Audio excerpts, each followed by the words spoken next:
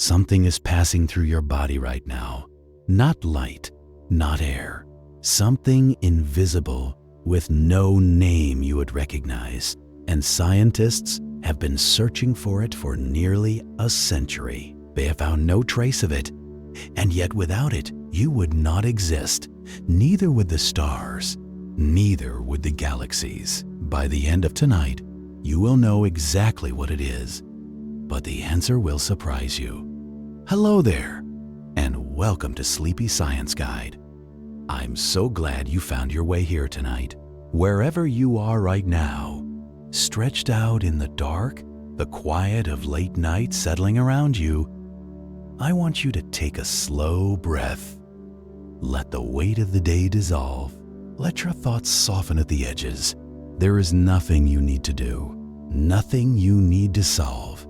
The only thing asked of you tonight is to listen gently as the universe reveals one of its deepest and strangest secrets. Before we begin, if these slow and curious journeys through science help you find your way to sleep, please consider leaving a like on this video and subscribing to Sleepy Science Guide. It helps others find their way here. And we would love to know where in the world you are listening from tonight. Drop your country in the comments. Every single one brightens our evening. Now, let us begin. The story of dark matter begins not in a gleaming modern laboratory, but in the 1930s, in the mind of a Swiss astronomer who was widely considered too difficult, too arrogant, and too strange to be taken seriously by his colleagues. His name was Fritz Zwicky. He had an office at the California Institute of Technology, a talent for making enemies, and a habit of being right about things that no one else could yet see. In 1933, Zwicky was studying a distant collection of galaxies known as the Coma cluster. The Coma cluster sits roughly 321 million light-years from Earth in the constellation Coma Berenices, and it contains over 1,000 individual galaxies bound together by their mutual gravity. It is, in astronomical terms, one of the densest known gatherings of galaxies in the observable universe. A city of cities, a structure so large that it would take light millions of years to cross from one edge to the other. Zwicky wanted to know how much mass the Coma cluster contained. To do this, he used a principle borrowed from physics called the virial theorem, which relates the average speed at which objects move within a gravitational system to the total mass of that system. The logic is straightforward. If you know how fast the galaxies inside a cluster are moving, you can calculate how much gravitational pull must be acting on them to keep them from flying apart. More speed requires more mass. What Zwicky found when he crunched the numbers stopped him cold.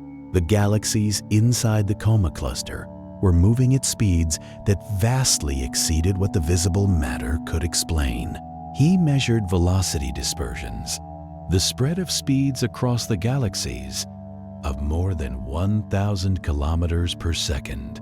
Based on the total luminosity of all the galaxies he could see, the cluster should have had enough mass to hold itself together only if its galaxies were moving at roughly 80 kilometers per second. The observed figure was more than 10 times higher. By all the physics Zwicky understood, the Coma cluster should have flown apart billions of years ago. Its galaxies should have scattered into the void like sparks from a fire. But there they were, still holding together, still orbiting one another, as if bound by a mass far greater than anything that could be seen. Zwicky drew a startling conclusion. There must be, he wrote, a form of matter in the cluster that produced no detectable light, what he called, in German, Dunkel Materia, dark matter, a substance invisible to all existing instruments, present in quantities many times greater than the visible stars and gas, quietly holding the cluster together through nothing but gravity. The scientific community largely ignored him. Zwicky was known for bold claims and abrasive personality. His colleagues had learned to be skeptical of his pronouncements, And without further corroborating evidence, the idea of dark matter drifted quietly to the margins of astrophysics, where it would sit, mostly forgotten, for the next 4 decades. But the missing mass was still there, and in the 1960s and 1970s, it would resurface in a way that no one could dismiss. The person who brought dark matter back into the center of physics was a woman named Vera Rubin. She grew up in Washington, D.C., captivated by the night sky from the age of 10, and she became an astronomer despite facing obstacles that would have discouraged anyone with less tenacity. In graduate school, a professor told her flatly that women did not belong in astronomy. She responded by continuing her research with calm, methodical determination, and she eventually became one of the most important observational astronomers of the 20th century. By the late 1960s, Rubin was working at the Carnegie Institution of Washington alongside an instrument specialist named Kent Ford, who had built a new kind of spectrograph, a device for measuring the velocities of objects by analyzing the light they emit. The instrument was extraordinarily sensitive, capable of measuring the speeds of stars and distant galaxies with a precision that had never before been achieved. Rubin and Ford pointed it at the Andromeda Galaxy, the closest large spiral galaxy to our own, and began measuring how fast stars at different distances from the galactic center were orbiting. In our own solar system, the physics are familiar. Mercury, the innermost planet, orbits the Sun at nearly 48 kilometers per second. Neptune, the outermost, drifts along at just under 5.5. The farther you are from the central mass, the slower you move. This is Kepler's law, and it holds everywhere. That mass is concentrated in a center. It was reasonable to assume the same logic would apply to galaxies, that stars near the bright, massive center would orbit quickly, and stars in the dim outer fringes would orbit slowly.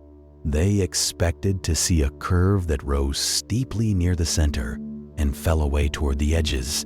Instead, the curve was flat. Stars in the outermost regions of the Andromeda Galaxy were orbiting at essentially the same speed as stars deep inside the central bulge. They were moving so fast that, by any standard calculation based on visible matter alone, they should have been flung into intergalactic space long ago. Something was holding them in their orbits, something with mass, something that produced no light. Rubin initially thought there must be an error. Months were spent checking the data, rechecking the calculations, looking for any instrumental artifact that might explain what she was seeing.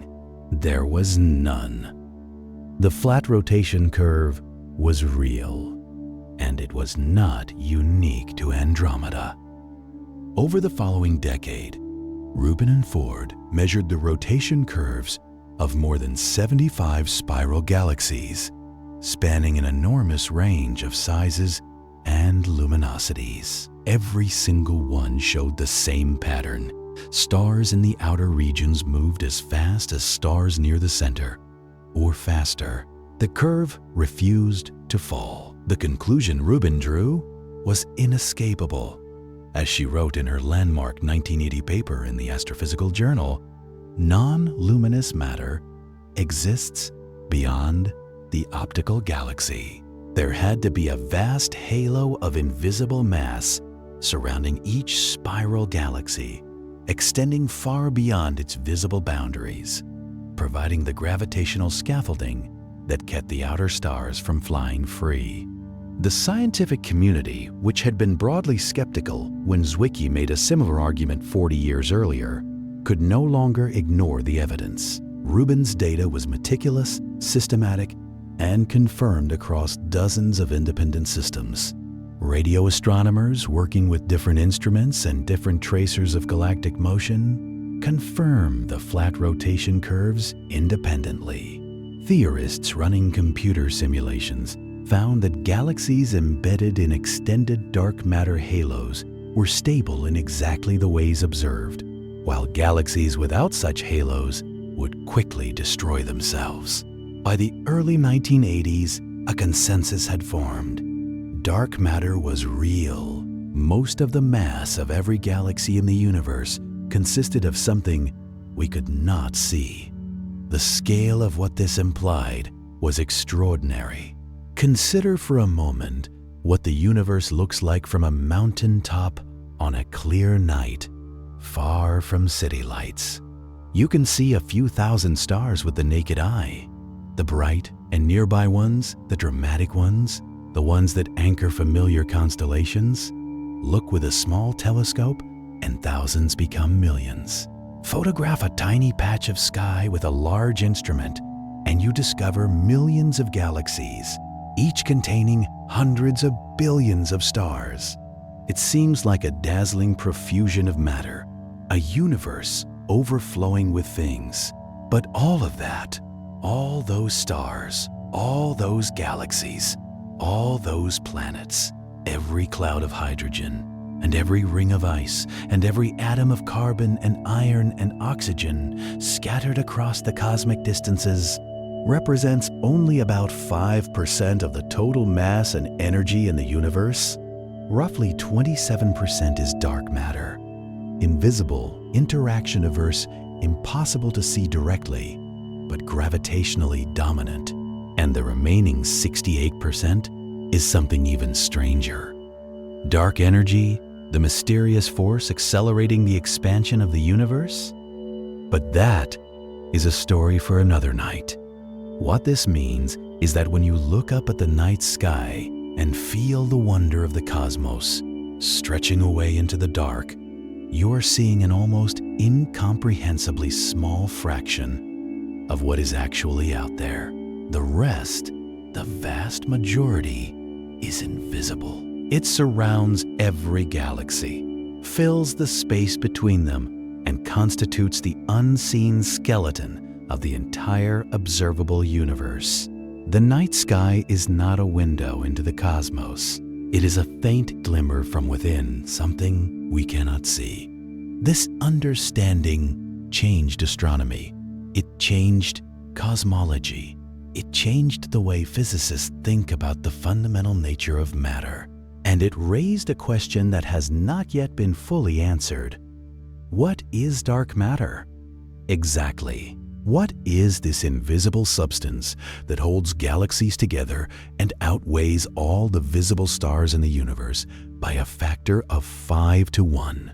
Before we can approach that question, we need to understand something about how galaxies form and what role dark matter plays in that process. Because dark matter is not merely a passive presence, it is the architect of the universe. In the earliest moments after the Big Bang, the cosmos was an almost perfectly uniform sea of hot plasma. Matter was distributed with exquisite evenness, with only the smallest fluctuations, tiny differences in density, smaller than 1 part in 100,000, marking one region from another. Had the universe remained perfectly uniform, nothing interesting would ever have formed. Gravity would have had nothing to work with, no slight overdensity to amplify, no seed from which to grow. But those tiny fluctuations were enough. In regions where the density was slightly higher than average, gravity pulled more strongly. Matter began to fall toward these concentrations. The overdense regions grew denser. The underdense regions grew emptier. And over hundreds of millions of years, the smooth primordial fog began to separate into filaments, sheets, and nodes. Dark matter led this process. It was the first substance to begin clumping, partly because it does not interact with light and was therefore not held back by the radiation pressure that prevented ordinary matter from collapsing in the hot early universe. Dark matter fell together first, forming halos, extended invisible clouds of mass. Ordinary matter then fell into those halos, drawn by their gravity, cooling and condensing at the centers into the gas clouds from which stars would form. The earliest galaxies assembled themselves inside dark matter halos, like glowing embers in an invisible basket. Without dark matter, the math does not work. Computer simulations of a universe with only visible matter fail to produce the galaxies and large-scale structures we observe. The galaxies either fail to form at all, or they form in the wrong places, at the wrong times, with the wrong masses. When dark matter is added to the simulations, the universe that emerges matches what we see with breathtaking precision. The same distribution of galaxies, the same scales of structure, the same patterns of clustering. Dark matter is not a correction factor added to make the numbers work. It is the scaffolding upon which the entire visible universe is built. This realization has a strange poetry to it. The things you can see, the stars, the light, the fire and beauty of the night sky, are a kind of surface phenomenon, a layer of glowing material floating on top of an invisible framework. The structure that determines where galaxies live, how they cluster, how the universe is organized on the largest scales, is made of something that human eyes can never perceive. What we call the universe is, in a deep sense, not the real universe at all. It is a thin, luminous film stretched across a vast, dark architecture that we are only beginning to understand.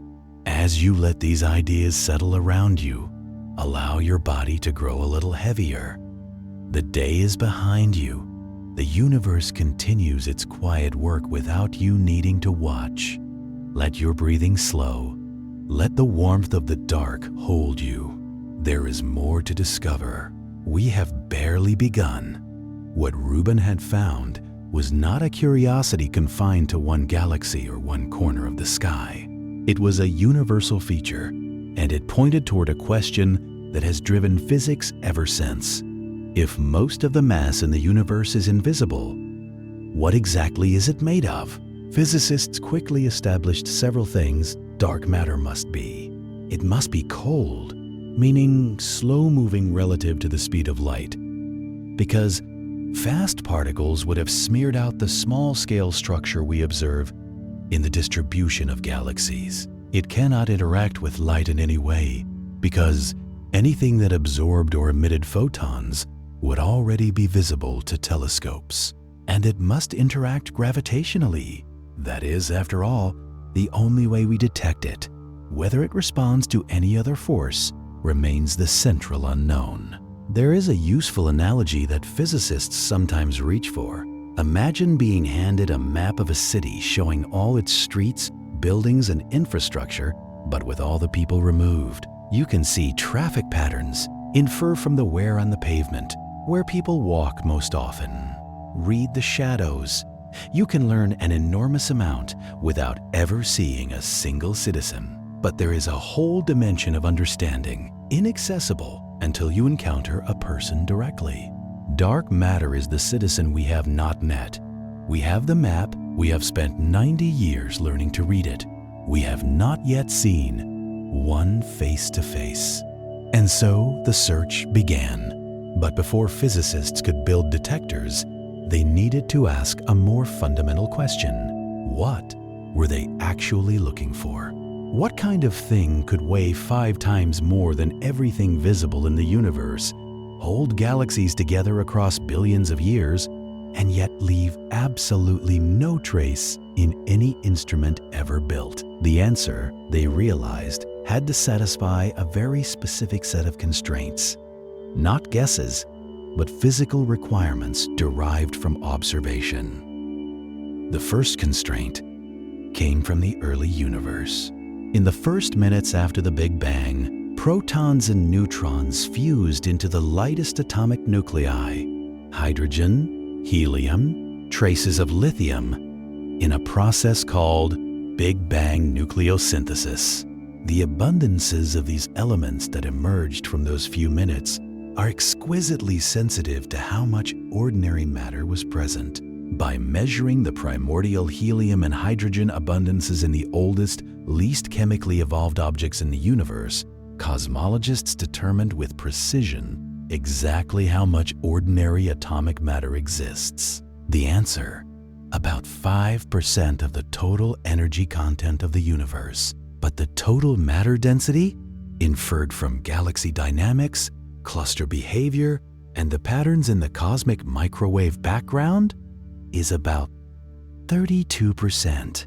The gap between 5 and 32 is dark matter. And crucially, Big Bang nucleosynthesis tells us directly that whatever fills that gap cannot be made of ordinary protons and neutrons. It cannot be hydrogen, or helium, or iron, or any element in the periodic table. It is not atoms. Whatever dark matter is, it is something fundamentally different from every substance that chemistry has ever studied. This rules out an entire class of candidates that once seemed plausible. For a time, some astronomers hoped that dark matter might simply be ordinary matter in hard-to-detect forms. Old, dead stars, brown dwarfs too dim to see, rogue planets drifting in the dark between galaxies. These objects were given the name MACHOs, for Massive Compact Halo Objects. Searches using gravitational microlensing, the brief brightening of a background star when a compact object passes in front of it, have placed firm limits on the MACHO contribution to dark matter. They cannot account for more than a small fraction of the total. The nucleosynthesis constraint had already told us why. There simply is not enough ordinary matter in the universe to fill the dark matter budget, no matter how cleverly it is hidden. Whatever dark matter is, it was not forged in the cores of stars or scattered by supernovae. It predates the first atoms. It was produced in the earliest instance of the universe by processes that are still not fully understood, and it has been present unchanged in essentially the same form ever since. The second important constraint is cosmological and speaks to the large-scale structure of the universe. When physicists run computer simulations of a universe filled with hot dark matter, fast-moving particles like neutrinos, the structures that emerge look nothing like what we observe. The fast particles stream freely over large distances in the early universe, erasing density fluctuations on small scales. The result is a cosmos where large structures form first and fragment into smaller ones, a top-down hierarchy. But what we observe is the opposite. Small structures formed first and merged into larger ones over time. Dwarf galaxies are older than clusters. The hierarchy is bottom-up, only cold dark matter. Particles moving slowly relative to the speed of light produces the correct bottom-up hierarchy. Cold particles clump on small scales first, building the seeds of galaxies before clusters, clusters before superclusters. Every simulation that matches the observed universe uses cold, dark matter. This is one of the most powerful structural constraints on what dark matter can be. And the third constraint is simplicity of interaction. Dark matter surrounds every galaxy, interpenetrates every structure in the cosmos, and yet has never been detected despite decades of effort with the most sensitive instruments ever built. It does not glow, does not absorb, does not reflect. It passes through ordinary matter, through rock, through steel, through your body without depositing enough energy to move a single electron. This means it cannot interact through electromagnetism or the strong nuclear force which govern all ordinary chemistry and light. If it interacts at all beyond gravity, it must do so through something far more subtle, perhaps the weak nuclear force, which acts only at subatomic distances and leaves no electromagnetic trace. Cold, non-electromagnetic, present everywhere, abundant beyond measure. These are the specifications, and they point towards something that has never been seen in any laboratory. A new kind of particle, lying outside the standard model of physics, produced in the earliest moments of the universe, and stable for longer than the current age of the cosmos. It is, physicists sometimes say, the most well-characterized unknown in the history of science. We know an enormous amount about dark matter without knowing what it is. We know its density to remarkable precision. We know its spatial distribution across the observable universe. We know when it formed and how it has evolved. We have mapped it across billions of light years. We simply do not know what particle or particles constitute it. And that single gap in our knowledge represents one of the deepest open questions in all of physics. The search for an answer has taken physicists underground, into space, and to the highest energies achievable on Earth. It has produced some of the most technologically remarkable experiments in human history. And so far, the experiments have returned the same answer: silence. But silence in this case is not defeat. It is a narrowing. Each null result eliminates a possibility and redirects the search. The shape of the unknown grows sharper with every year of listening. Let that thought carry you gently forward. The universe has kept its secret for nearly a century. The people searching for it have not stopped. And tonight, somewhere beneath a mountain, a detector is counting the quiet, one tick at a time. Before we follow those scientists underground, it is worth pausing on something that Rubin's discovery made plain. Something that changes how you look at the night sky. Even on a cloudless night, when the Milky Way is bright and the stars seem to fill the dark. You see, we have an intuition that the stars are what the universe is made of. We see them. We have named them. We have told stories about them for as long as human beings have been capable of telling stories. When astronomers first started cataloging the cosmos in earnest, they counted stars and galaxies and measured how much matter they contained, and they assumed that this accounting was essentially complete. Perhaps there were some dim objects they had missed. Perhaps the intergalactic medium held some gas they had not detected. But the universe, they thought, was more or less the universe you could see. Vera Rubin's flat rotation curves ended that assumption permanently. And once it ended, cosmologists began asking questions they had never thought to ask. Questions that eventually led to a picture so strange that even the physicists who developed it sometimes paused to reflect on how far it had taken them from common sense. The universe is not mostly stars. It is mostly dark. Not dark in the sense of distant or faint. Dark in the sense of fundamentally, categorically invisible to every instrument sensitive to light. The stars, the planets, the nebulae, the galaxies, the clouds of hydrogen between the galaxies, all of it, every atom of ordinary matter in the observable universe, accounts for only about 5% of what is actually out there. Everything else is something else entirely.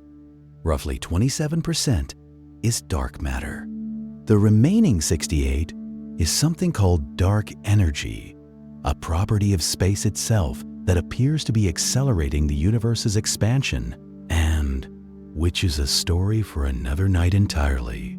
Tonight belongs to dark matter and to the 90-year search for what it might be. The search, as it turned out, would be one of the most consequential and in some ways most humbling scientific programs in the history of physics.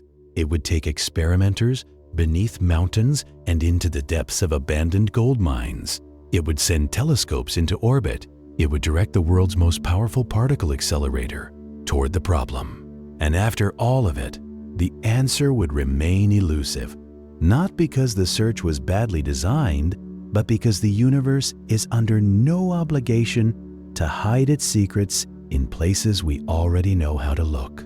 That realization, quiet, incremental, accumulated over years of careful measurement, ultimately meant that everything visible in the sky is a minority, that you and the stars and the galaxies are, in the largest accounting, the exception rather than the rule. That the universe is made mostly of something else, something we cannot see, something that has been here since the beginning, and that will persist long after the last star has faded. Somewhere in the universe tonight, two galaxy clusters are colliding. The collision began hundreds of millions of years ago, by any human reckoning, but it is happening so slowly, on such an enormous scale, that from our perspective, it looks almost still.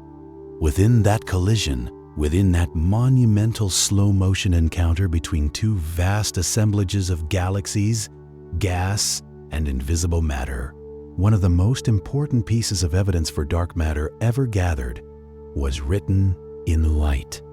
That collision produced what astronomers call the bullet cluster.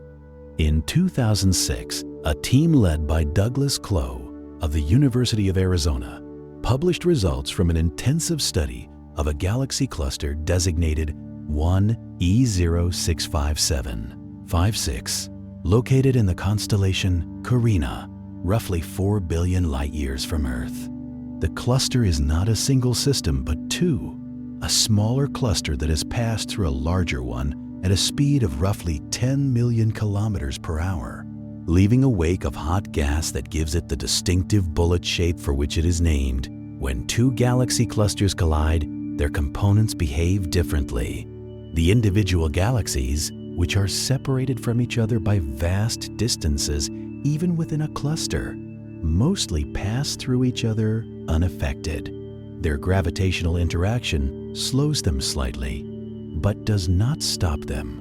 The hot gas that fills the space between the galaxies, however, is a different matter. This gas interacts with itself electromagnetically, meaning it acts like a fluid. When two gas clouds collide, they slow dramatically, piling up in the center of the collision. And dark matter, according to theory, behaves more like the galaxies than the gas. It barely interacts with anything except gravity. It should pass through the collision largely unaffected, continuing on its trajectory while the gas falls behind. Clough's team used 3 different observational tools to map all 3 components of the collision: galaxies, gas, and total mass. The galaxies were visible in optical light. The gas was visible in X-rays, glowing as it heated to temperatures of tens of millions of degrees from the friction of the collision, and imaged by NASA's Chandra X-ray Observatory.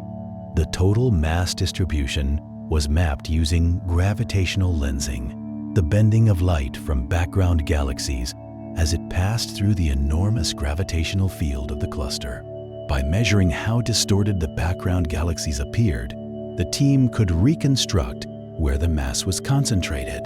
The result was unambiguous, and it remains one of the most visually striking pieces of evidence in all of observational cosmology.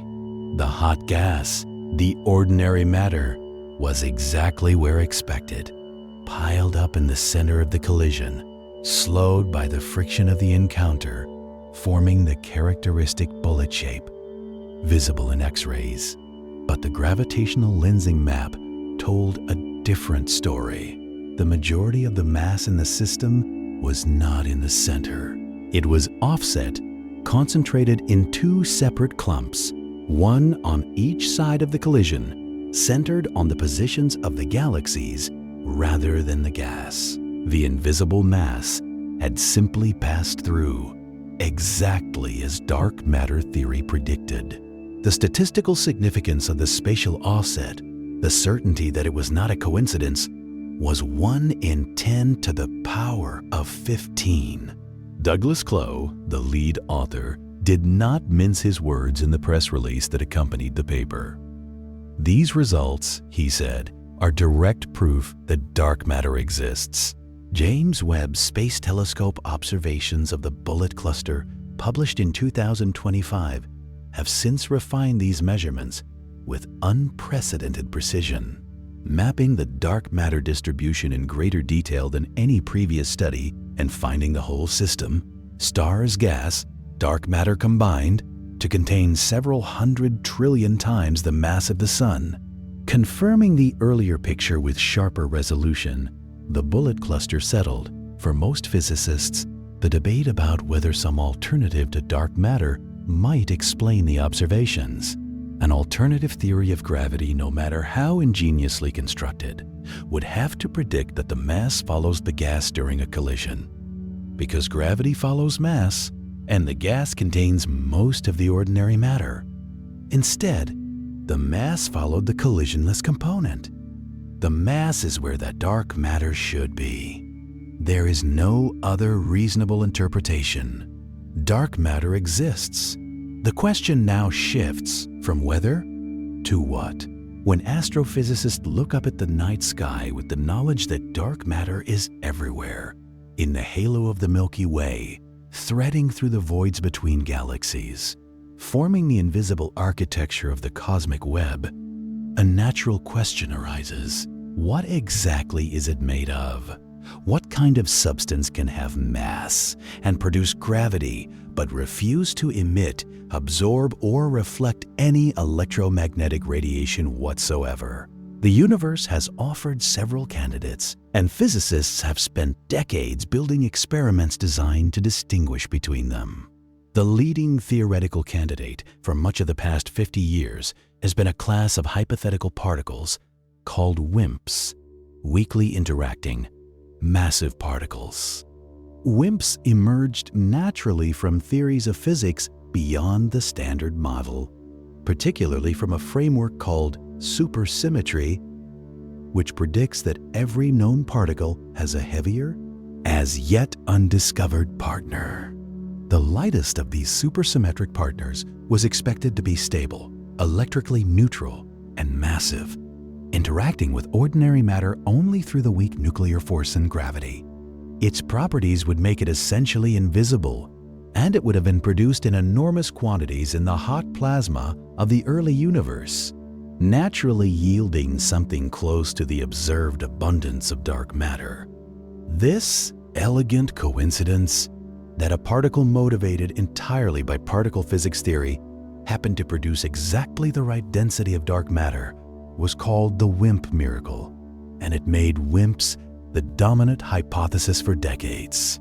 The search for WIMPs has been one of the most ambitious experimental programs in modern physics.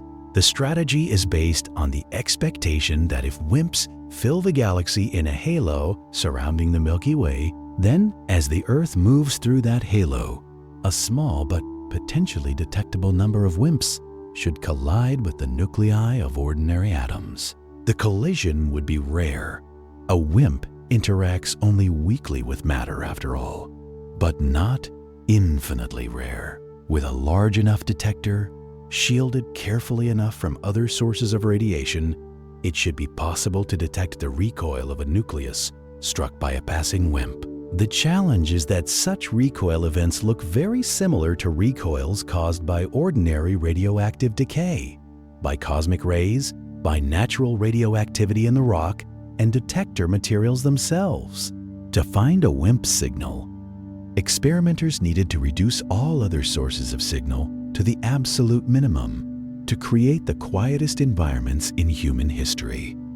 The solution was to go underground. Beneath the Gran Sasso mountain in central Italy, at a depth of about 1.4 kilometers of solid rock, sits the Gran Sasso National Laboratory, one of the largest underground physics facilities in the world. The mountain above provides shielding equivalent to several kilometers of water, reducing the flux of cosmic ray particles at the detector level by a factor of more than 1 million. Inside this facility, the XENON collaboration has operated a series of increasingly sensitive dark matter detectors, each more capable than the last. XENON-1T, which operated from 2016 to 2018, contained 3.2 tons of ultra-pure liquid xenon chilled to minus 95 degrees Celsius and surrounded by a 10-meter water tank.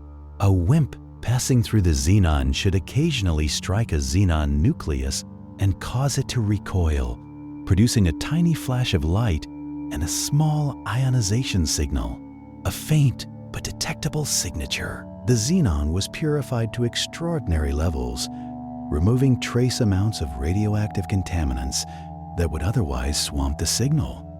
The detector was so sensitive that it could detect a single photon. The result, after 278.8 days of data collection, published in 2018, was the most stringent limit ever placed on WIMP nucleon interactions at that time. And the result was no signal. No dark matter particle was detected. The WIMP parameter space that had been predicted by the most natural supersymmetric models, the most elegant, the most theoretically motivated region, was ruled out. What does that mean for us, lying here in the dark?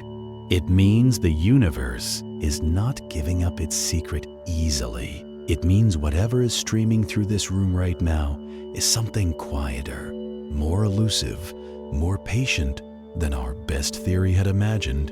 The silence of the detector is not failure, it is a refinement. Each null result narrows the possibilities, like slowly turning down the lights in a room until only one corner could possibly contain what you're looking for. In 22, XENON1T produced a tantalizing anomaly.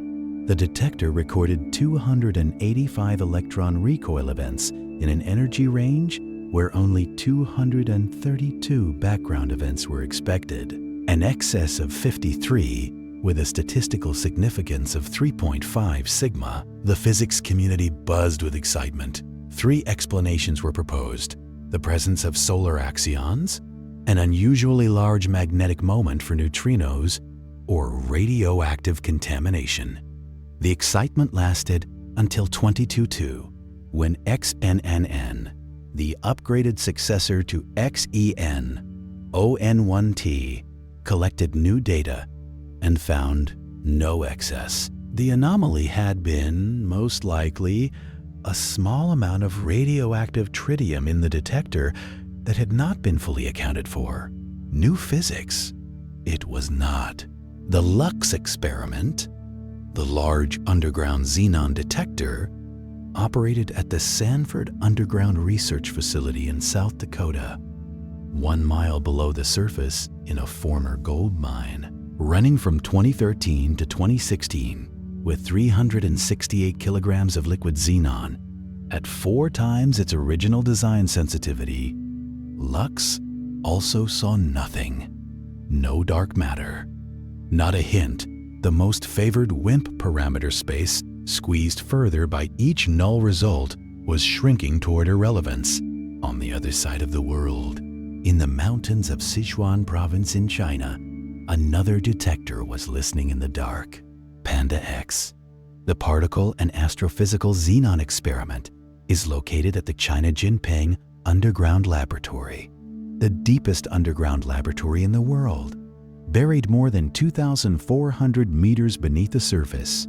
At this depth, the muon flux is 66 events per square meter per year, compared to nearly 10,000 at the Gran Sasso lab in Italy. The rock above is quieter, less radioactive, and the shielding is exceptional. PandaX 4T, operating with 6 tons of liquid xenon, has continued searching with extraordinary sensitivity and, like its counterparts, has found no definitive signal. Together, these experiments have not found WIMPs. This does not mean WIMPs do not exist. It means that if they exist, they interact with ordinary matter even more weakly than the most natural theoretical models predicted. The WIMP miracle, while still plausible, has grown considerably less miraculous. The most elegant and well-motivated version of the hypothesis has been substantially constrained. And so, physicists have turned increasingly toward other possibilities. The axion is perhaps the most theoretically well-motivated alternative.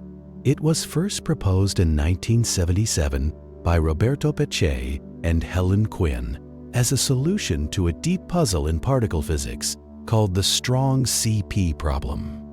A problem related to why the strong nuclear force does not appear to violate a certain symmetry that the mathematics of quantum field theory strongly suggests it should. The Peccei-Quinn solution involved postulating a new symmetry of nature, and when that symmetry is broken, it produces a particle. That particle, named the axion by physicist Frank Wilczek, would be extraordinarily light and would interact with ordinary matter even more weakly than neutrinos. It would also be produced in enormous quantities in the early universe, enough to account for the observed dark matter density. The axion is fascinating, in part because its detection requires completely different experimental strategies from WIMP searches. Axions are so light that they have macroscopic quantum wavelengths. In some models, a single axion could have a quantum wavelength larger than an entire galaxy. Rather than colliding with nuclei and causing recoils, axions are expected to oscillate between their particle form and photons in the presence of a strong magnetic field. This means that an axion detector looks nothing like a xenon tank. It looks like a microwave cavity inside an enormously strong superconducting magnet tuned to a frequency corresponding to the axion's expected mass. Experiments like ADMX, the Axion Dark Matter Experiment, have been probing the axion parameter space for years, searching for the faint microwave signal that would indicate an axion converting to a photon inside the detector. The search is slow and painstaking, requiring the detector to be tuned through one frequency at a time, waiting patiently for a signal at each one.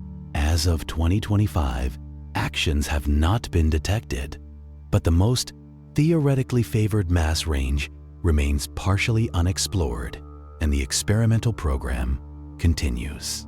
There is something almost meditative about this particular search. A scientist sitting beside a cryogenic magnet in a quiet laboratory, turning a dial by a fraction of a frequency, then listening, turning it again, listening again. It is the kind of science that looks, from the outside, like nothing at all, and yet contains within it the possibility of one of the most significant discoveries in the history of physics. Then there are sterile neutrinos, hypothetical particles similar to the neutrinos that are part of the standard model, but more massive and with even weaker interactions. They would have been produced in the early universe and could have accumulated in galactic halos without interacting with ordinary matter. X-ray telescopes have searched for the faint photon signal that sterile neutrinos might produce when they decay. And while some intriguing anomalies have appeared in the data over the years, none has been confirmed as a genuine signal. And there are MACHOs, massive compact halo objects, which represent a different kind of dark matter candidate altogether.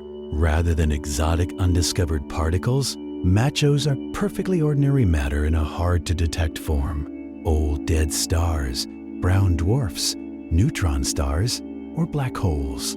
If enough of these dark, compact objects floated through galactic halos, they could provide the missing gravitational mass without requiring any new physics.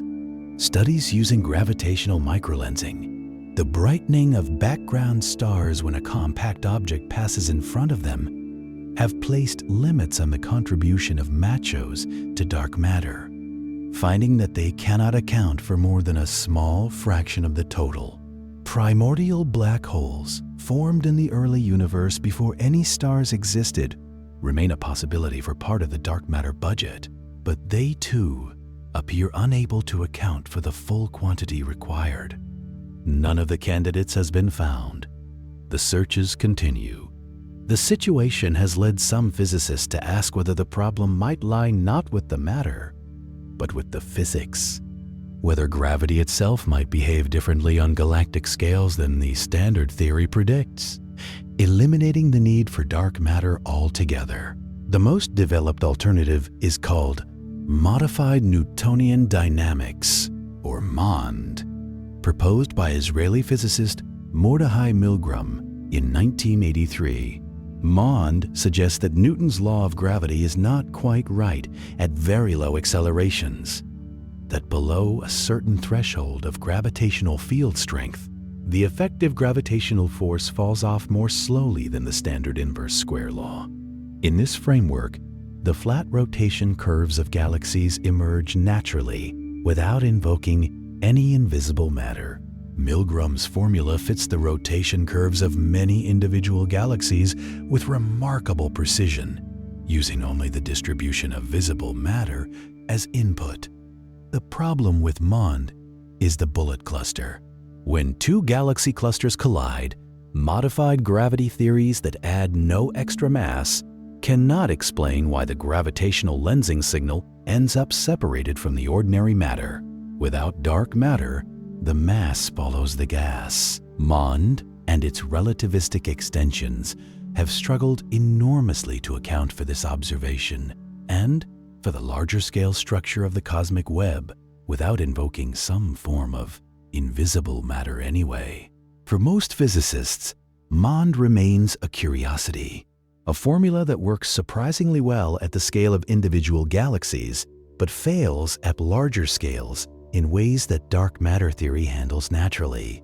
The question of what dark matter is remains genuinely open. It is one of the deepest unsolved problems in physics, and the experiments listening in the dark beneath the mountains of Italy, South Dakota, and China are still running, still waiting, still counting the silence. There is something humbling and strangely peaceful about this. The greatest experiments in human history, built to detect the invisible substance that holds the universe together, have found nothing. Not because dark matter isn't there, the gravitational evidence is unassailable, but because it interacts with us so gently, so barely, that even our most sensitive instruments have not yet caught a single whisper. Let that thought rest lightly. You are surrounded by something vast and invisible and unknown, and the scientists who have spent their careers trying to understand it are doing so with patience, rigor, and a willingness to be surprised. That is itself beautiful to contemplate. Let your breath slow a little more. The mountain is quiet above the detector.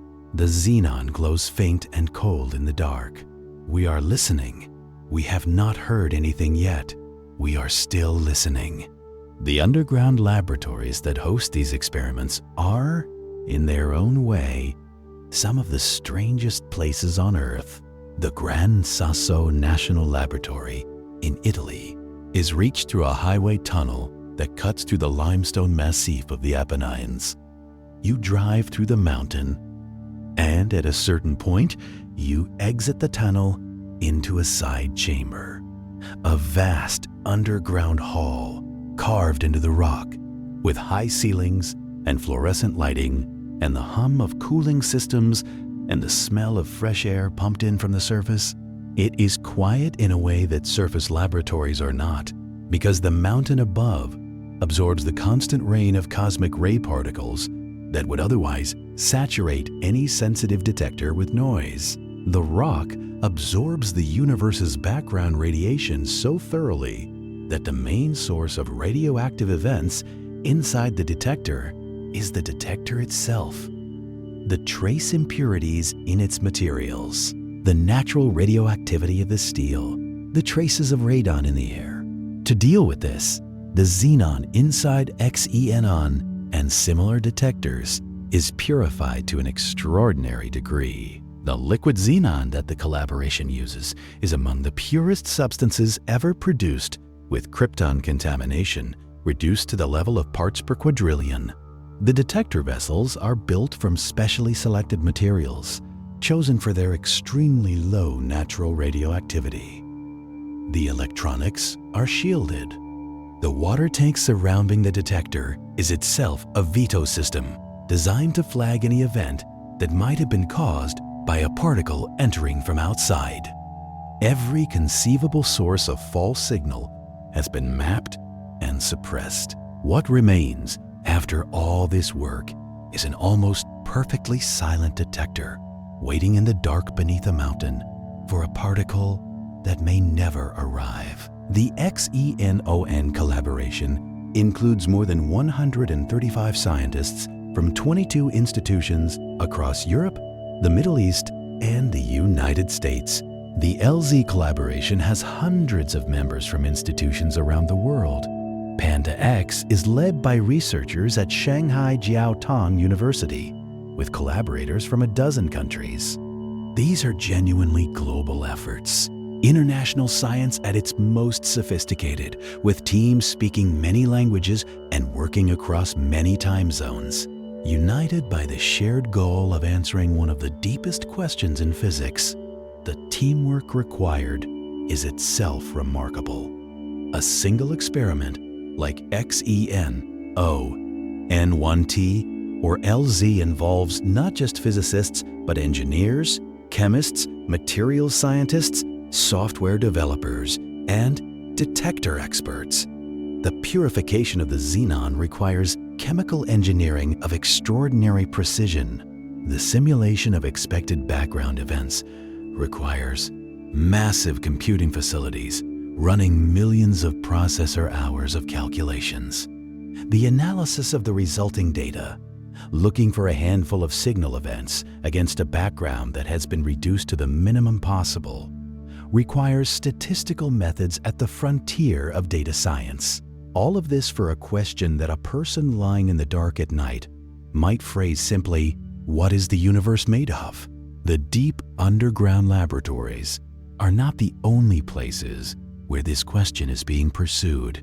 At CERN, the Large Hadron Collider smashes protons together at energies that briefly recreate conditions from the first trillionths of a second after the Big Bang, looking for dark matter particles that might be produced in the collision and then escape the detector without depositing any energy.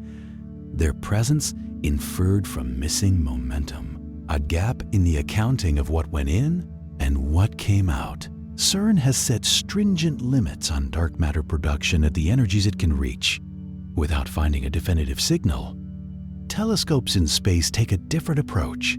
If dark matter particles can annihilate when they meet, if two dark matter particles can collide and convert their mass back into energy, producing detectable gamma rays or other high-energy particles, then regions of space with high dark matter density, like the centers of galaxies, might glow faintly in gamma rays.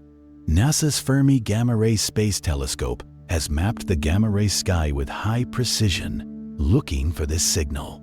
There are tantalizing anomalies, an excess of gamma rays from the galactic center that some physicists have argued could come from dark matter annihilation. But the interpretation remains controversial, with mundane astrophysical explanations competing with the dark matter hypothesis. And gravitational waves offer yet another avenue. If dark matter consists of primordial black holes formed in the early universe, LIGO and similar detectors might detect mergers between them, events that would have a distinctive mass distribution different from the stellar mass black holes formed by dying stars. The gravitational wave catalog assembled over the past decade includes some events with masses and ranges that are difficult to explain by standard stellar evolution. Feeding speculation about primordial black holes, none has been definitively identified as a dark matter black hole, but the data continues to accumulate. The variety of approaches reflects a growing awareness in the physics community that dark matter might be more complicated than the simplest models suggested. It might not be a single type of particle, but a spectrum of particles. A dark sector with its own internal structure, its own forces, its own complexity, interacting with our world only through gravity.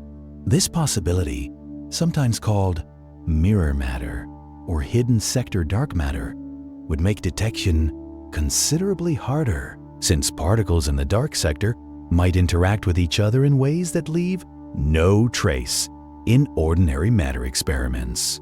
The dark universe might have its own dark stars and dark planets and dark chemistry, invisible to us in every sense, sharing our space but never revealing itself through any channel we have yet learned to read.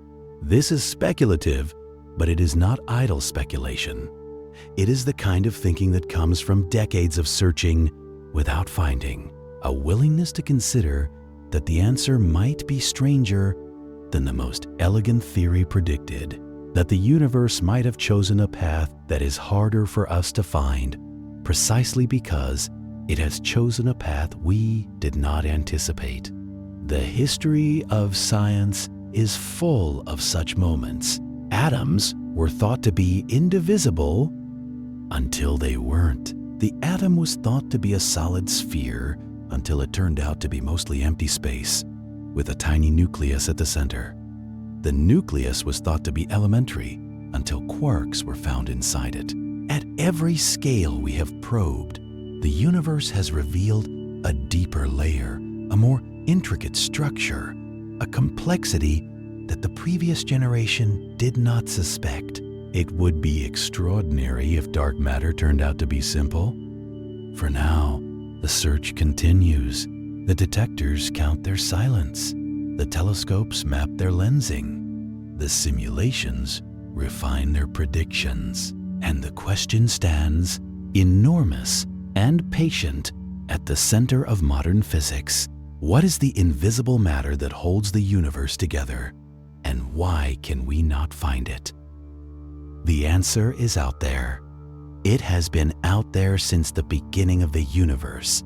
We simply have not yet learned how to ask the right question. What the detectors cannot see directly, the sky itself has been mapping for billions of years.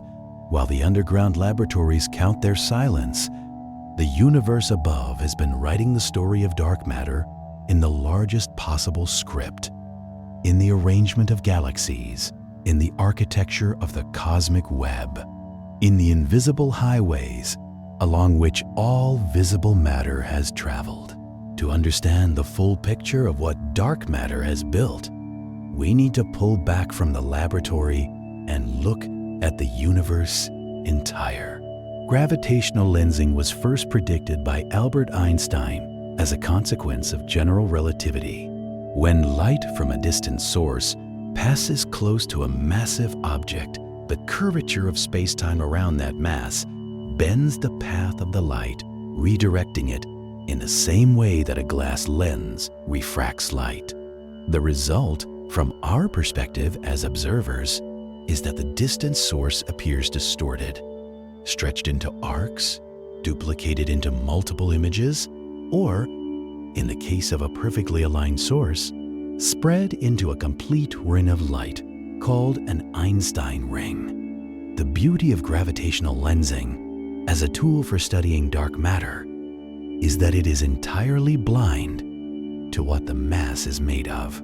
A concentration of dark matter bends light in exactly the same way as an equivalent concentration of stars or gas. By measuring the distortion of background galaxies, astronomers can map the total mass distribution in a foreground structure, including all the invisible matter, without making any assumptions about what that matter consists of. The lensing signal traces gravity directly, regardless of the nature of the gravitating material. In the case of the bullet cluster, the lensing map was produced by measuring the shapes of tens of thousands of background galaxies that happened to lie behind the cluster. Galaxies that would appear roughly round or elliptical in isolation showed a subtle coherent alignment. A slight stretching in a particular direction caused by the gravitational field of the cluster through which their light had passed. By analyzing the statistical pattern of these distortions across the sky, the team reconstructed the projected mass distribution of the cluster with enough precision to show unambiguously where the mass was concentrated.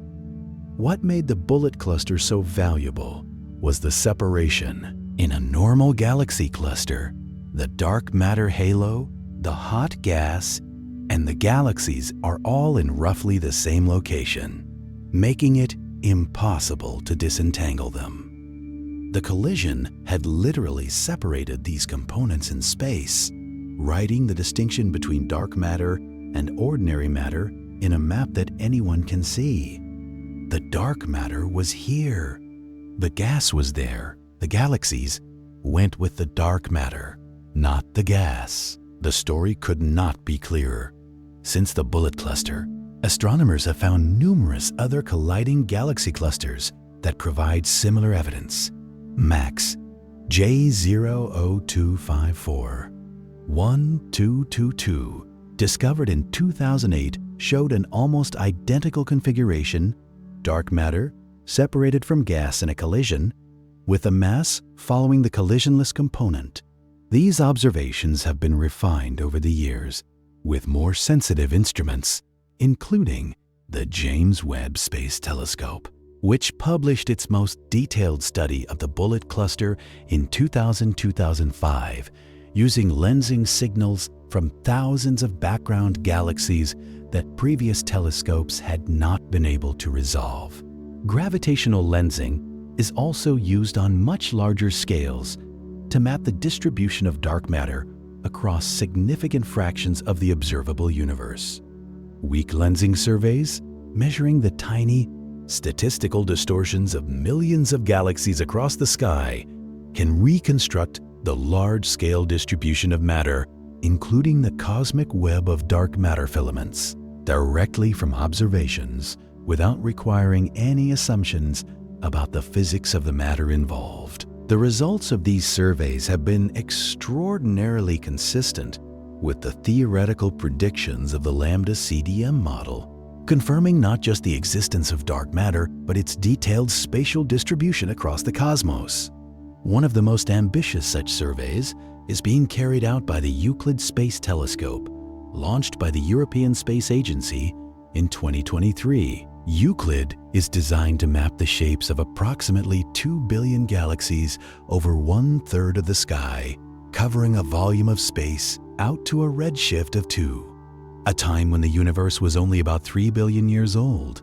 By measuring the weak lensing signal from all these galaxies, Euclid will produce the most detailed three-dimensional map of dark matter ever assembled, covering scales from individual galaxy halos to the largest structures in the cosmic web. The results, which will be published over the coming years, are expected to place tight constraints on the nature of dark matter and dark energy simultaneously.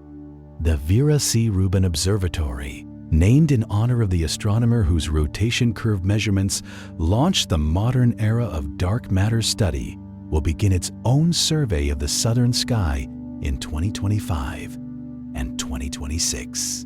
The Legacy Survey of Space and Time, as the Rubin Observatory's main program is known, will image the entire southern sky every few nights for a decade, producing a time-lapse movie of the universe's changing face.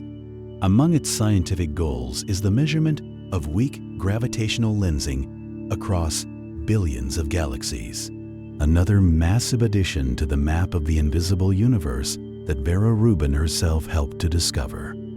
These are fitting tributes to her legacy. The observatory that carries her name is searching, in a more sophisticated way, for the same invisible mass whose effects she first measured with a spectrograph and punch cards in the Sonoran Desert more than half a century ago. The question she raised has grown into one of the central problems of modern physics, and the instruments now being brought to bear on it are among the most powerful ever built for astronomical observation. There is something quietly moving about that continuity. A woman eating ice cream in the Arizona desert in 1968 watching numbers emerge from a spectrograph, puzzled by a curve that refused to fall. And 50 years later, a telescope bearing her name, scanning 2 billion galaxies across a third of the sky, trying to understand the same invisible thing she first noticed in the data. The question has grown enormously. The instruments have grown enormously, but it is still, at its heart, the same question, the one she had the patience and precision to ask. It was invisible before humans existed, before the Earth formed, before the sun ignited. It will be invisible for as long as the universe persists. What has changed is not the dark matter. What has changed is us, our instruments, our theories, our patience, our willingness to follow the evidence wherever it leads, even into the dark. Look up, if you can, at the darkest patch of sky you can imagine. Not just above you, but in all directions at once. A sphere of space stretching in every direction to the observable horizon of the universe, 13.8 billion light years in every direction. What you would see if your eyes were instruments capable of detecting every frequency of light is not random. The galaxies are not scattered evenly. They are arranged in a pattern, a vast, intricate, three-dimensional web of filaments and sheets and nodes, with great dark voids between them. This is the cosmic web, and it was built by dark matter.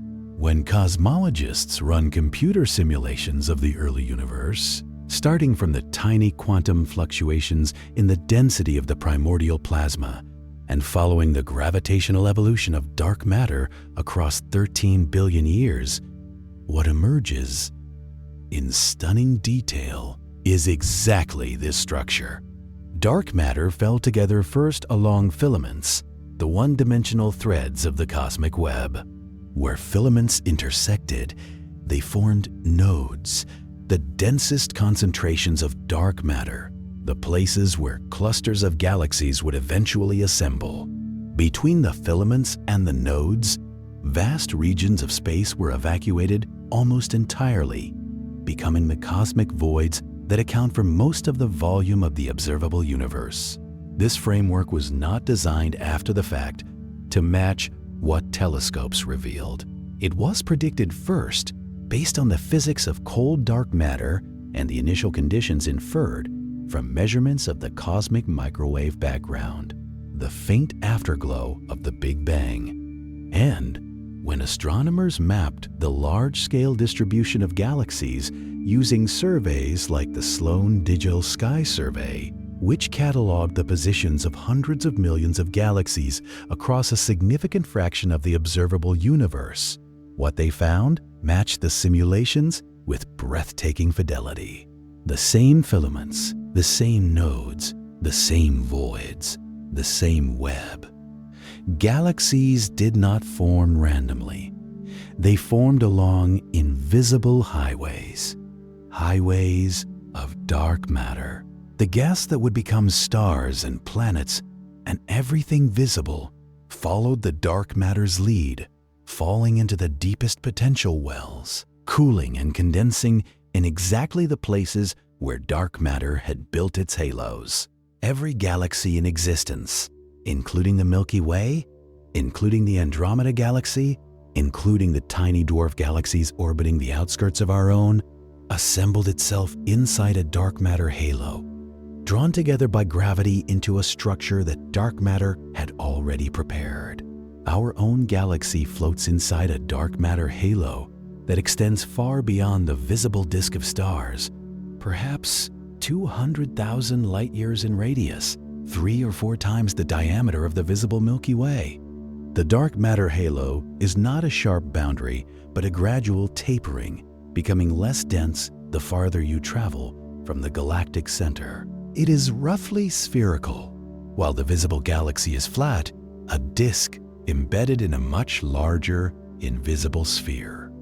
The solar system, orbiting the galactic center at a distance of about 26,000 light years, is embedded deep within this halo, Dark matter is not something distant or exotic. It surrounds us. It interpenetrates us. And right now, as you lie here in the dark, hundreds of millions of dark matter particles may be streaming through your body every second, passing through you, through the floor beneath you, through the planet below, without depositing enough energy to move a single electron.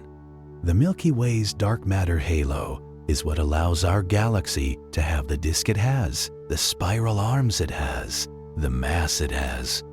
Without it, the stars in the outer reaches of the galaxy, the ones orbiting farthest from the center, would be moving too slowly to remain bound, and the galaxy's disk would gradually shred itself over cosmic time. The halo is the reason the Milky Way is still here.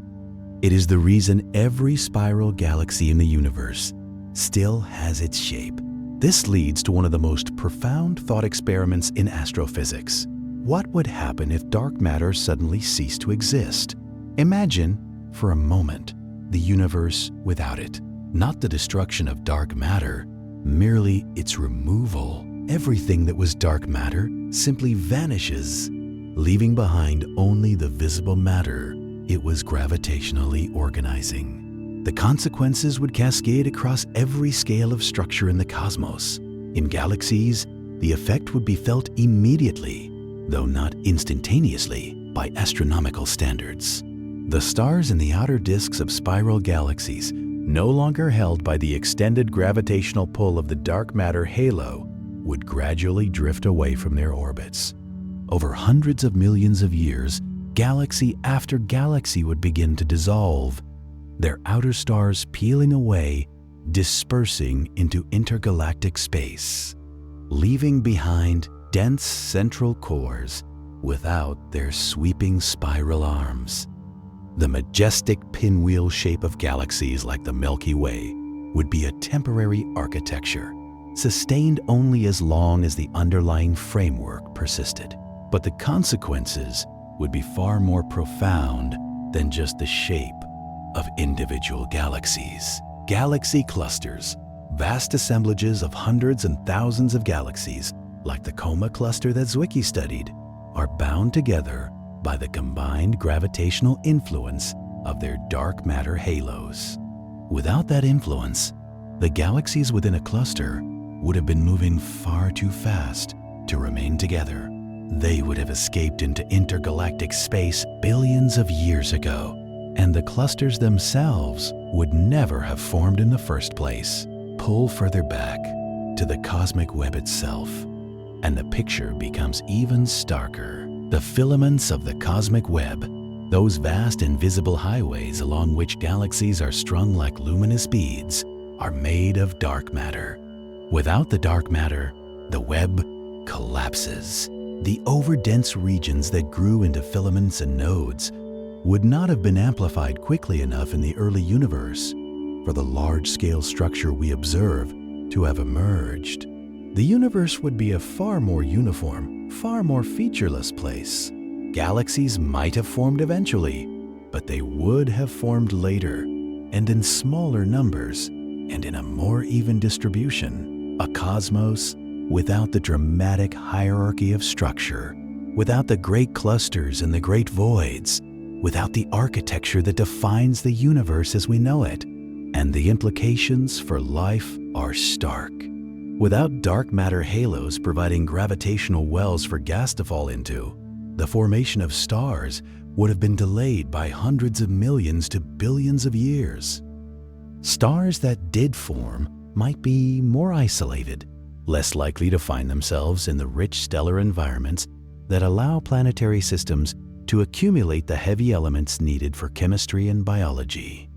Whether life could have arisen in a universe without dark matter is a genuinely uncertain question, but the universe in which it could most easily arise looks remarkably like the one we live in. Dark matter, the invisible foundation, may be as essential to the existence of life as the carbon in your body or the oxygen in your lungs.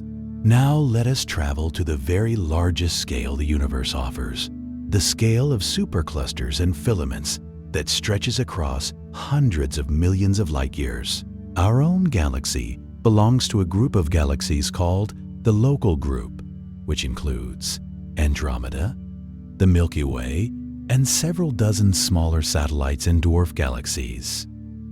The Local Group, in turn, is part of a larger structure called the Virgo supercluster, which is itself part of an even larger structure, the Laniakea supercluster, a vast filamentary assembly of galaxy groups and clusters, spanning roughly 500 million light years, containing approximately 100,000 galaxies and a total mass equivalent to 10 million billion suns.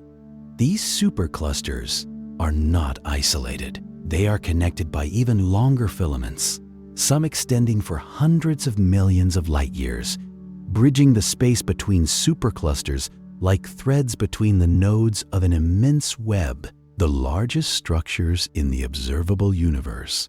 The Great Wall discovered in the 1980s, the Sloan Great Wall mapped in 2003, the Hercules Corona Borealis Great Wall, which extends for nearly 10 billion light years and may be the largest structure in the observable universe, are all manifestations of this underlying cosmic architecture, the dark matter web made luminous by the ordinary matter it has gathered into galaxies.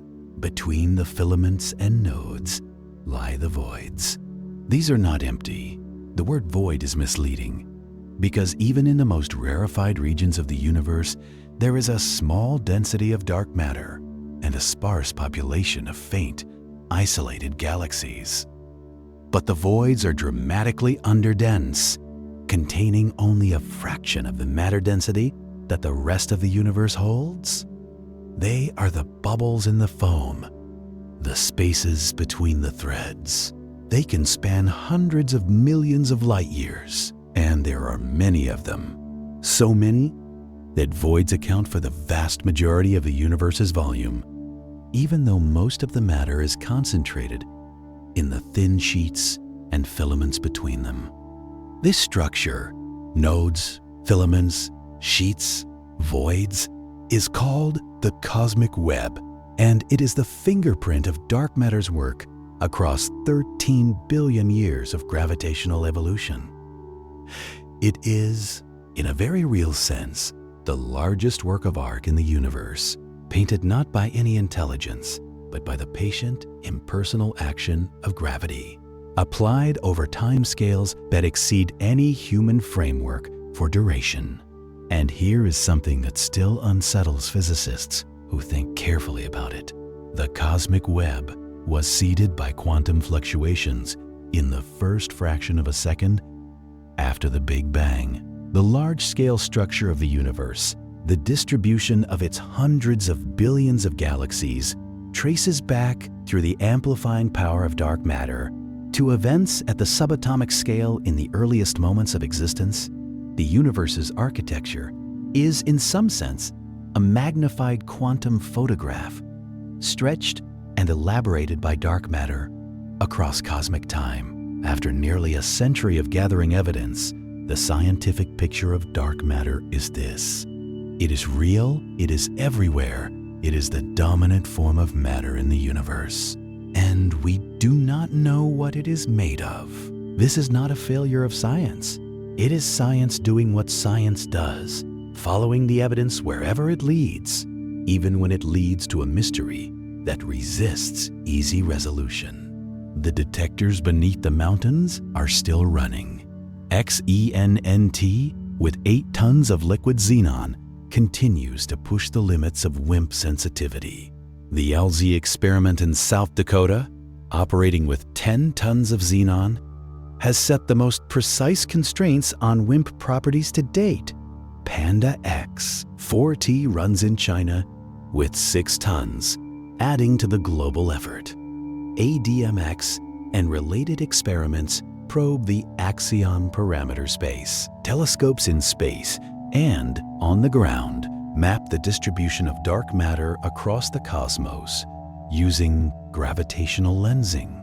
The Large Hadron Collider at CERN looks for dark matter production in high-energy collisions.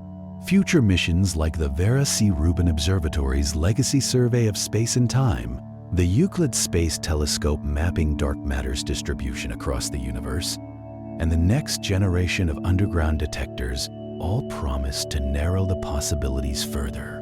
The search is not stalled, it is accelerating. There will come a day, perhaps in our lifetimes, perhaps in those of our grandchildren, when one of these instruments registers a signal that cannot be explained by any known background, and the world will pause, and a long question of what dark matter is will begin to resolve into something we can name and measure and understand.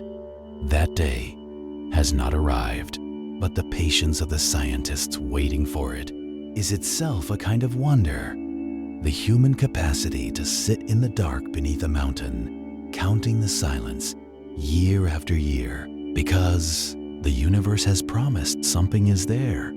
And now we have arrived at the answer to the question posed at the start of this journey. That invisible something passing through you right now, through the walls, through the floor, through every cell of your body, is dark matter. It has been here as long as the universe has existed. It passed through the earth before there was life on it. It streamed through the sun before the planets formed.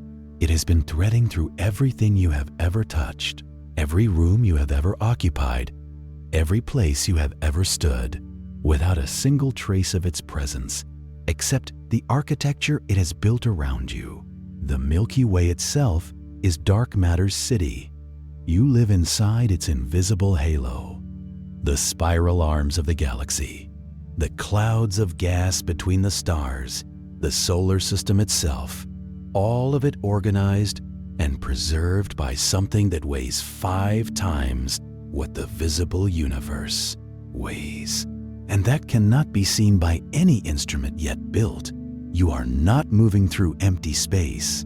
You are moving through a sea of invisible matter that permeates every corner of the cosmos. And the universe you can see is a thin, luminous veil stretched across something vast and silent and ancient that has been there from nearly the beginning.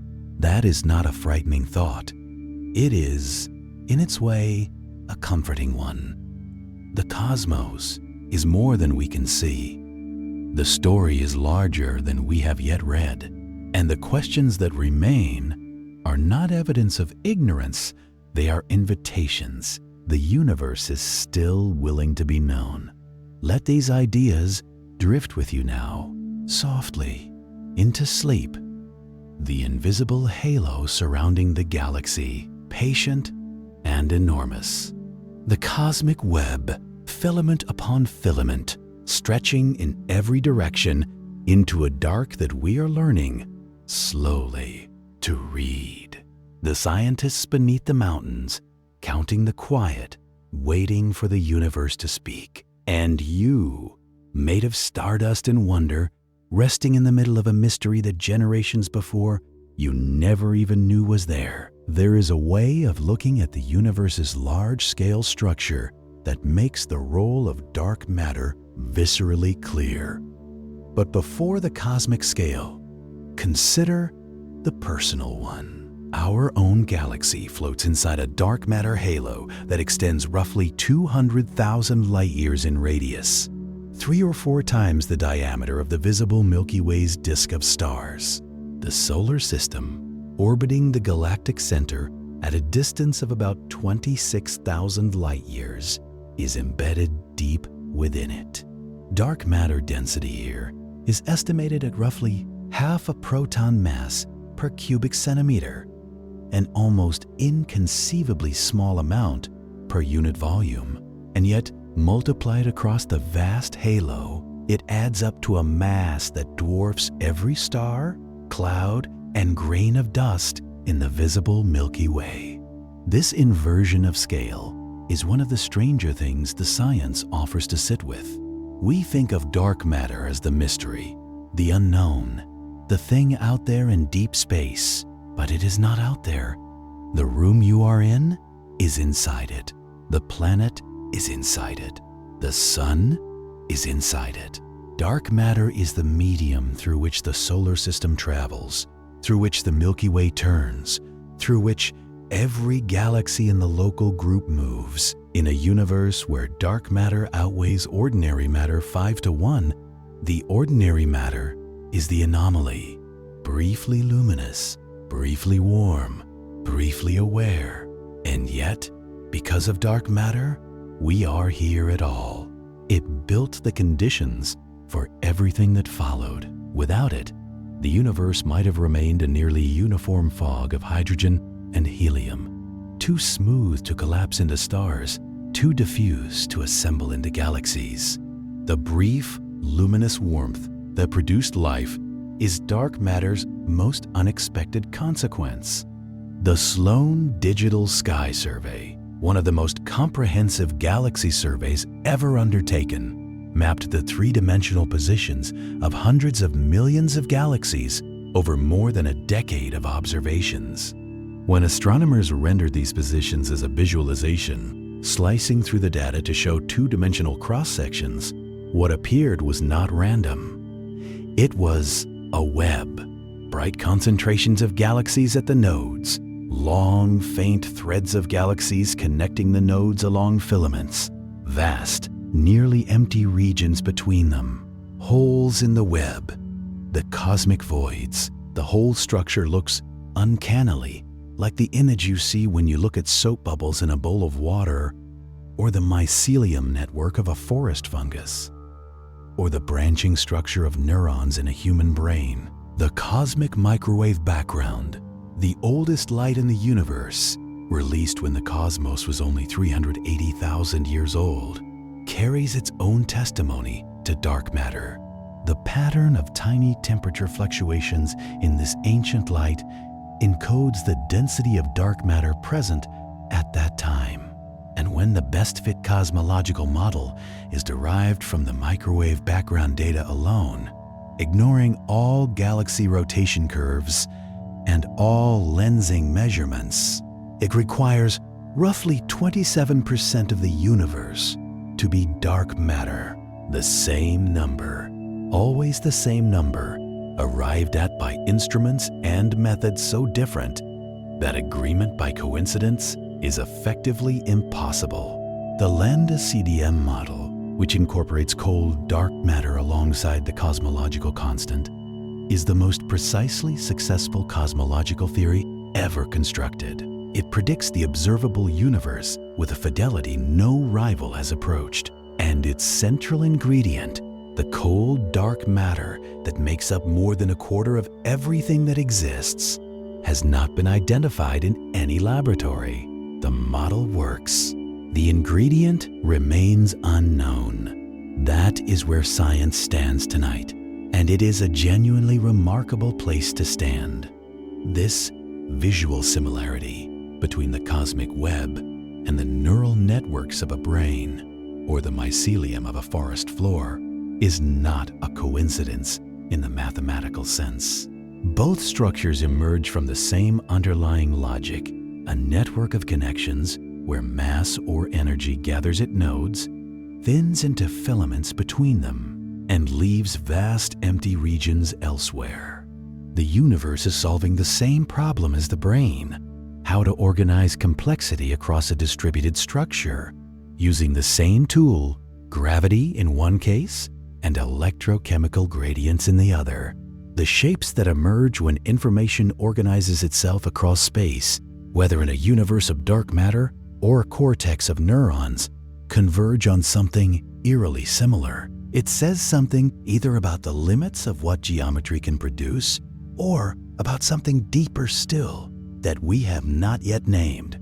What we do know is that the cosmic web would not exist without dark matter. A universe of ordinary matter alone, even given all the time available, could not have organized itself into this structure.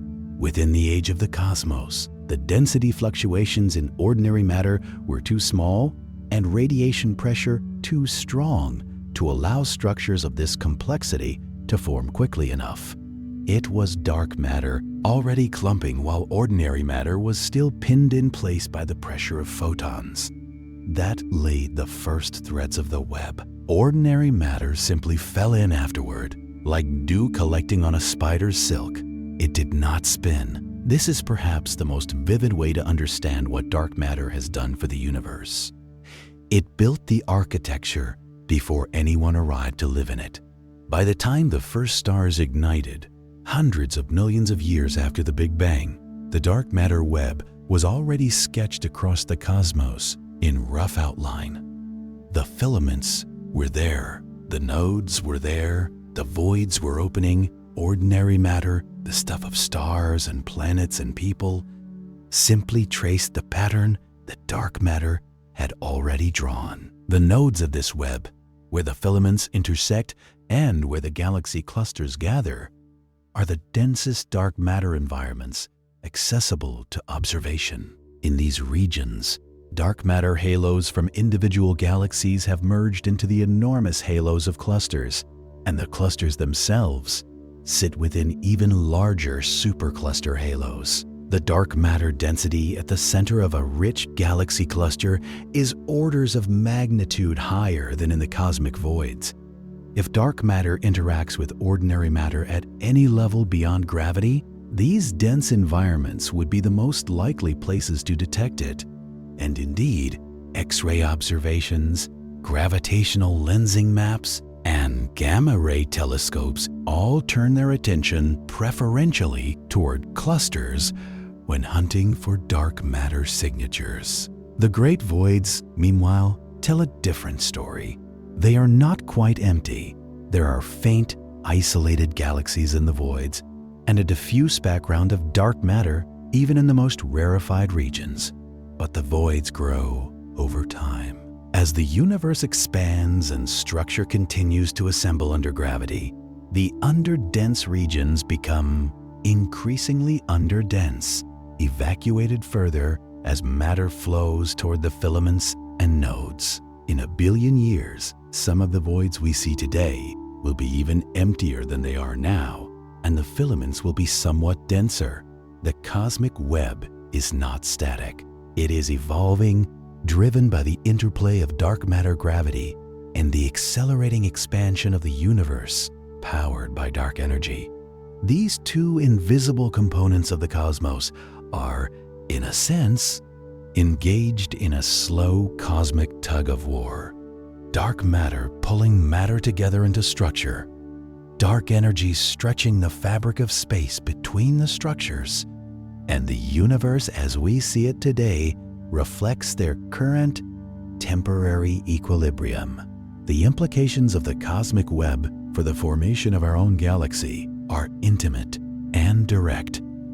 The Milky Way sits in a filament connecting the local group to the Virgo supercluster. The dark matter halo surrounding the Milky Way is part of this filament's fabric. Gas flows along the filament, feeding the galaxy with raw material for star formation, a process that has been ongoing for most of the universe's history and that is responsible for the existence of the Sun, the Earth, and everything on it. We are not merely observers of the cosmic web from afar. We are embedded in it, built from the material it is organized, existing because dark matter prepared the conditions for us billions of years before our atoms were assembled. Understanding the cosmic web has required decades of collaboration between theorists, simulators, and observers. The Millennium Simulation, run in 2005 by Volker Springel and colleagues at the Max Planck Institute for Astrophysics, was one of the first simulations large and detailed enough to reproduce the full complexity of the observed universe. Starting from conditions inferred from the microwave background and simulating the gravitational evolution of 10 billion dark matter particles across 13 billion years of cosmic time, what emerged was a cosmic web of extraordinary detail, matching the observed distribution of galaxies to a degree that astonished even its creators. Since then, simulations have grown in resolution and sophistication. The illustrious TNG and Flamingo simulations include the effects of ordinary matter alongside dark matter, tracking the formation of galaxies and clusters in a self-consistent way that can be compared directly with observations. The agreement between theory and observation is striking. Not perfect? There are small-scale discrepancies that may reflect our imperfect understanding of how dark matter halos form, or how the gas and stars within them behave, or perhaps something deeper about the nature of dark matter itself.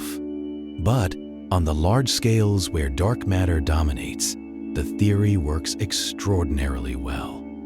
Cold dark matter produces the right web, the right cluster abundances, the right galaxy distribution. It is one of the most successful scientific theories in history, and its central ingredient remains unknown. What we know about dark matter can be stated clearly.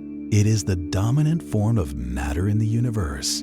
It is cold, slow-moving relative to the speed of light. It does not interact with electromagnetic radiation. It does interact gravitationally. It was present in the earliest moments of the universe and has been organizing cosmic structure ever since. It surrounds every galaxy and every galaxy cluster in extended halos. It forms the filaments of the cosmic web. It is present right here, right now, streaming through this room and through your body in quantities measured in hundreds of millions of particles per second, each leaving no trace. What we do not know is also clear. We do not know what kind of particle or particles dark matter consists of. We do not know whether it interacts through any force other than gravity. We do not know whether the dark matter in one part of the universe is the same substance as in another, whether the dark sector is simple or complex, a single species, or a diverse ecology. We do not know whether we will ever be able to detect a dark matter particle directly, or whether its interactions with ordinary matter are simply too faint for any instrument we can build. These are honest answers to honest questions. Science does not always resolve its mysteries quickly. Some have taken centuries. Dark matter has been suspected for 90 years and studied intensively for 50. The experimental program is more sophisticated and more extensive than at any previous point. The theoretical framework is more detailed and more predictive than ever, and the answer still waits.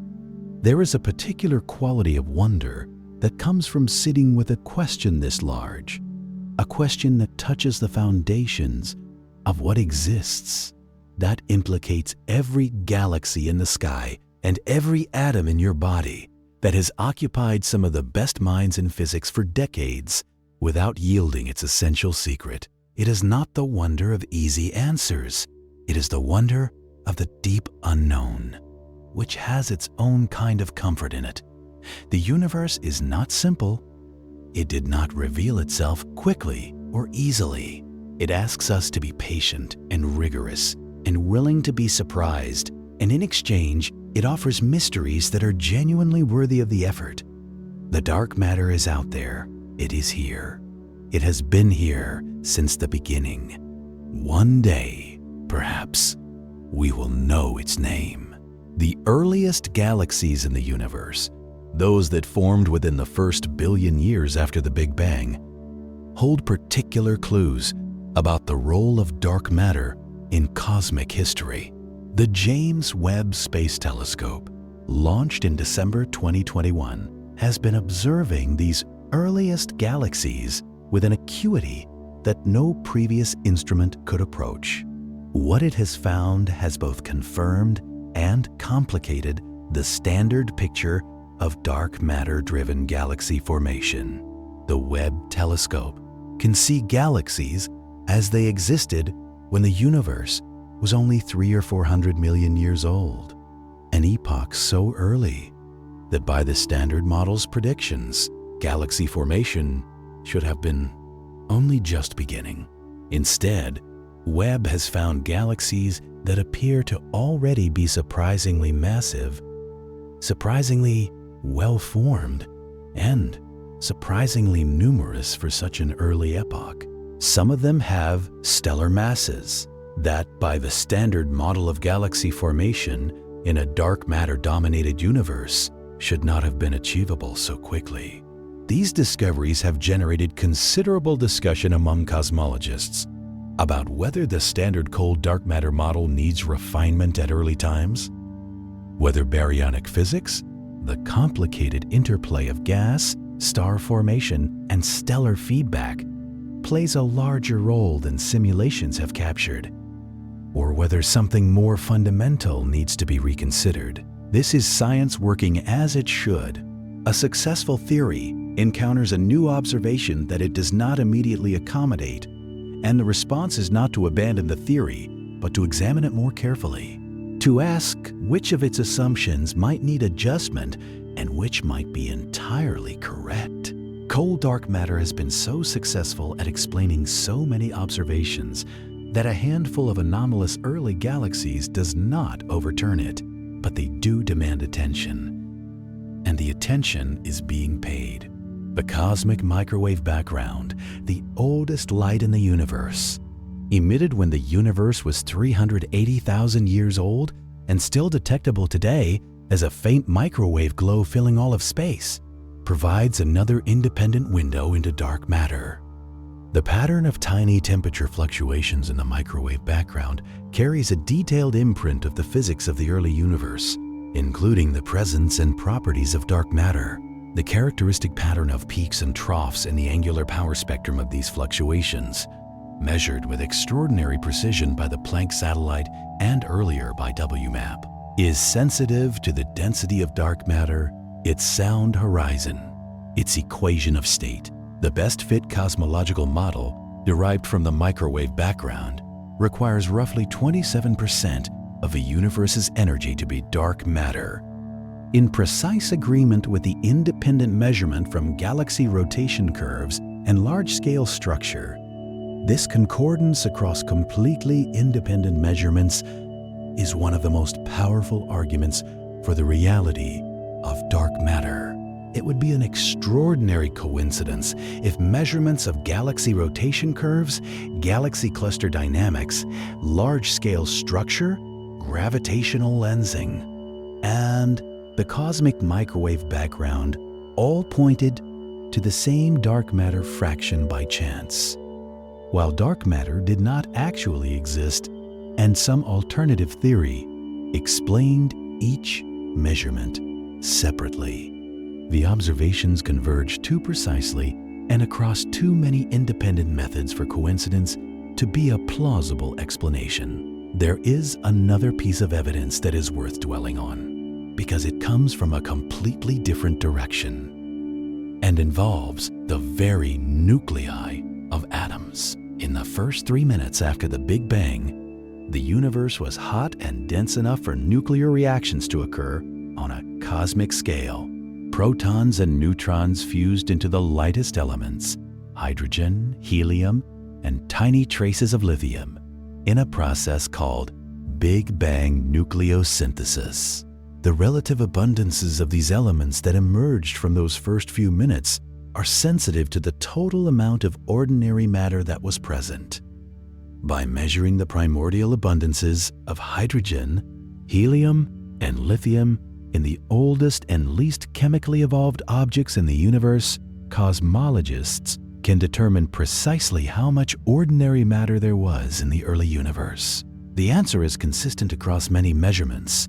Ordinary matter accounts for about 5% of the universe's energy content, but the total matter density, including the gravitationally dominant component that drives galaxy formation and large-scale structure, is about 32%. The discrepancy between these two numbers is the dark matter, and crucially, Big Bang nucleosynthesis tells us this directly, independently of all the astrophysical evidence.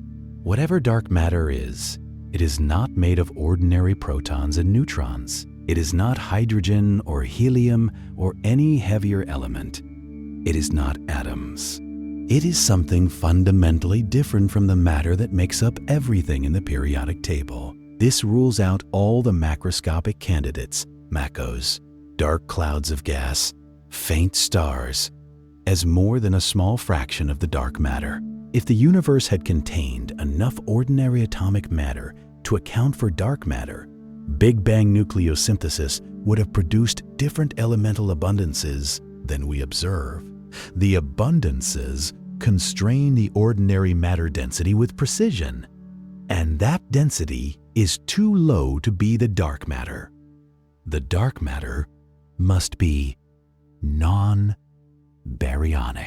made of particles that were not present in significant numbers in the standard model particle soup of the early universe, particles that we have not yet identified or detected in a laboratory. This constraint has profound implications. It means that whatever dark matter is, it represents a genuine gap in our understanding of particle physics, not just a gap in our astronomical knowledge. The standard model of particle physics, which describes all known fundamental particles and 3 of the 4 fundamental forces with extraordinary precision, does not contain a particle that would work as dark matter. The dark matter particle, if it is a single particle, must be something that the standard model does not include. Its discovery would represent the expansion of the fundamental catalog of nature's constituents, a discovery as important as the discovery of the electron, or the quark, or the neutrino. This is why the particle physics community is so invested in the dark matter search alongside the astrophysics community. Dark matter is not just a problem for astronomers. It is a problem for fundamental physics. Its solution would tell us something deep about the structure of matter and the forces of nature at the most elementary level. It might reveal a new symmetry of nature. It might point toward a unified theory connecting gravity with the other forces. It might resolve open questions in particle physics that have nothing to do with astrophysics. The search for dark matter is, in this sense, not just one scientific problem, but many. It sits at the intersection of cosmology, astrophysics, and particle physics, a crossroads where the largest questions in science converge. The instrument builders and the theorists and the observers are all in their different ways working toward the same answer. And that answer, when it comes, will change our understanding of what the universe is made of at the most fundamental level. It will be a moment as significant as anything in the history of science. And we are, for the first time in history, within reach of it. You are part of that story. The curiosity that has carried you through this night, the willingness to lie in the dark and think about the invisible matters surrounding every star, to follow the evidence from a Swiss astronomer at a California telescope to a woman eating ice cream in the Arizona desert to the quietest laboratories on Earth buried beneath mountains, is the same curiosity that drives the science. The impulse to understand is not separate from the science. It is the science at its beginning. And now, the answer we promised at the start. That invisible thing passing through your body right now.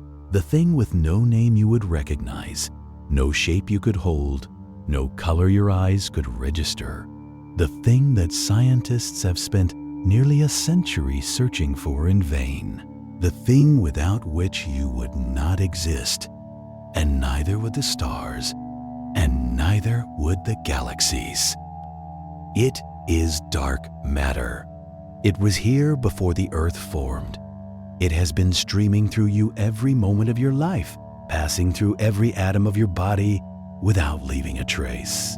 It built the cosmic web that organized every galaxy in the observable universe. It is holding the Milky Way together right now and has been doing so for longer than the sun has existed. And it will continue, patient, indifferent, invisible, long after the last star has gone dark. That is what it is. Not a force, not energy, matter, the most abundant form of matter in the universe, and the least understood. Present in this room, present in every room, present in every corner of the cosmos, always pulling, never announcing itself. Now you know. If this journey meant something to you tonight, a like and a subscription to Sleepy Science Guide would mean a great deal. It helps these stories find the people who need them. Let your breath slow. You are resting inside the invisible universe, and it is holding you just as it holds everything else. Sleep well. Good night.